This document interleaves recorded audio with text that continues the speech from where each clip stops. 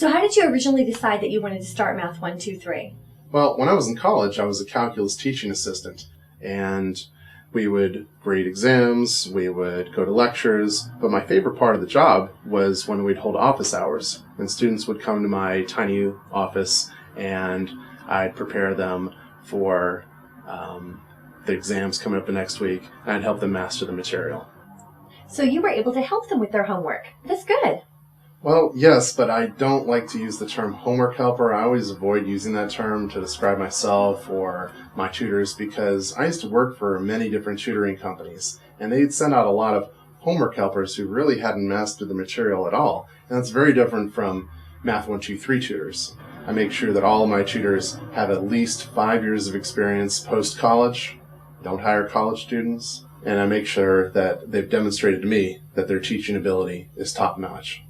Okay, I hate to play devil's advocate, but how do you know that those tutoring companies that you were working for were sending out homework helpers instead of the expert tutors that you're sending out? Well, it was obvious from their interview process. They would just simply ask me resume-type questions, ask me about my background. They would ask me, can you tutor algebra? Can you tutor calculus? Can you tutor SAT? But do you see what's missing from that conversation? Well, it sounds to me like they didn't ask you to prove that you could tutor the subjects which you actually said you could tutor.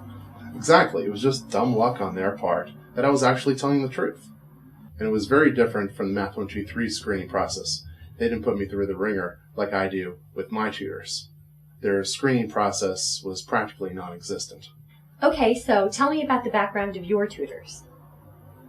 Well, early on I made the mistake of hiring college students. I hired this one very bright college student. He even showed me his transcript. He was a math major, and he had all A's and even some A pluses in there. And I was so impressed that I sent him out right away, and I sent him on a calculus tutoring assignment.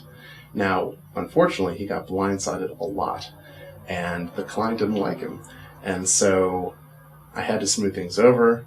We offered a free session, and of course I could never work with that tutor again.